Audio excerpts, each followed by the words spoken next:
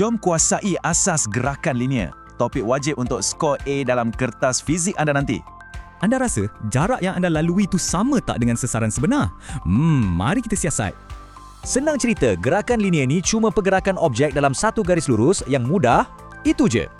Contoh pertama, bayangkan teksi Pegun ni. Kedudukannya tak berubah, tapi ia masih sebahagian dari konsep asas gerakan. Perjalanan berliku 83 km tu jarak. Garis lurus yang potong jalan tu pula, itu sesaran. Hafal jadual ni.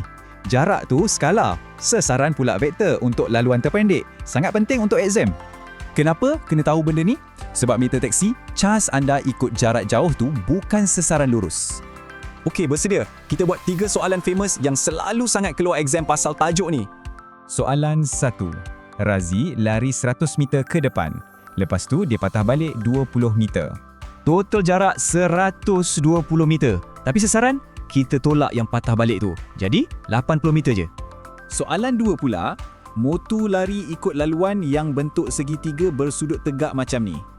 Jarak tambah je jadi 17 meter. Nak cari sesaran, guna teorem Pythagoras, dapatlah 13 meter. Contoh harian kedua, soalan 3. Kapal terbang, mendarat dan makin perlahan dalam masa 20 saat. Kira guna formula, jawapannya negatif 3.5. Tanda negatif tu maknanya apa? Ya, dia sedang nyah pecut. Sedia untuk uji minda sikit? Kalau sesaran kereta makin kurang masa jalan lurus, dia memecut tak?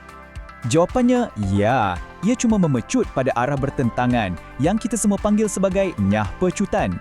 Jadi, kuasai betul-betul. Cuba fikir, kalau lari trek 400 meter dan tamat di tempat mula, berapa sesaran anda?